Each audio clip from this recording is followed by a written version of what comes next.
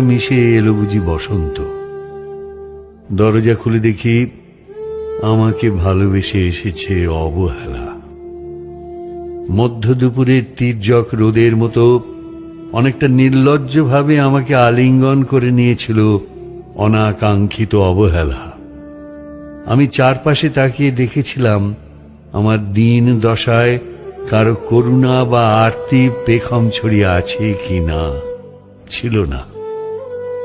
বৃষ্টিহীন জনপদে খড়খড়ের রোদ যেমন দস্যুর মতো অদমনীয়, তেমনি অবহেলাও আমাকে আগলে রেখেছিল নির্মোহ নিঃসংকোচিত।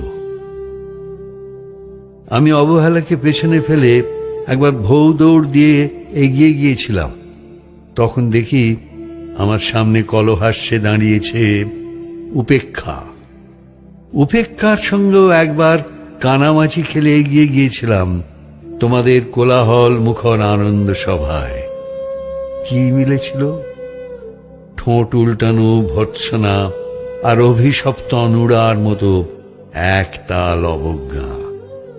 তাও সহে গিয়েছিল একটা সময়। ধরেই নিয়েছিলাম আমার কোনো কালেই হবে না রাবীন্দ্রিক প্রেম। তোমাদের জয়গানে করতালিতে নতজানু থেকেছিল আমার চাপা আক্ষেপ লজ্জা। বুঝে গিয়েছিলাম জীবনানন্দময় স্বপ্ন আমাকে ছোঁবে না।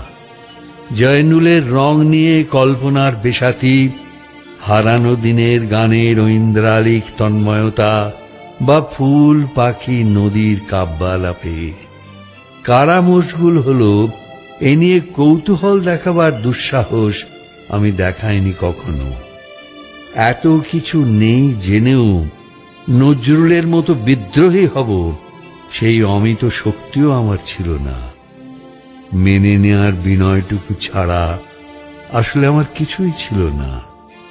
শুধু ছিল অবহেলা, উপেক্ষা আর অবজ্ঞা। হ্যাঁ, একবার তুমি বা তোমরা যেন দয়া করে বাঁকা চোখে তাকিয়েছিলে আমার দিকে। তাচ্ছিল্য নয়, একটু মায়াই যেন ছিল। হতে পারে কাঁপা আবেগও মিশ্রিত ছিল তোমার দৃষ্টিতে। ওইটুকুই আমার যা পাওয়া। আমি ঝরে যাওয়া পাতা, তুমি ছিলে আকস্মিক দমকা হাওয়া। তারপরও অবহেলার চাদর ছাড়িয়ে, উপেক্ষার দেয়াল ডিঙিয়ে ও অবজ্ঞার লাল দাগ মুছে জীবনের কোনো সীমারেখা ভাঙতে পারিনি আমি। এ কথা জানে শুধু অন্তর্যামী। অনেক স্বপ্নপ্রবণ হয়ে একবার ভেবেছিলাম এই অবহেলা তুষারপাতের মুখচ্ছবি, উপেক্ষা কাঁচের দেওয়াল, অবজ্ঞা কুচকুচে অন্ধকার, এর কিছুই থাকবে না একটি বসন্তের ফুৎকারে। একটি ঝলমলে পোশাক গায়ে চড়িয়ে, হাতের মুঠোয় বসন্ত নিয়ে অন্তত একটি সন্ধ্যাকে উজ্জ্বল করে নেব, এমন ভাবাবেগ ছিল আকাশের কার্নিশে লেপ্টে থাকা পেঁজা মেঘের মতো। ওই মেঘ কখনো বৃষ্টি হয়ে নামেনি। তোমার বা তোমাদের নাগরিক কোলাহল কখনো থামেনি। অর্ধেক জীবন ফেলে এসে দেখি অনেক কিছু বদলে গেছে। সে কি?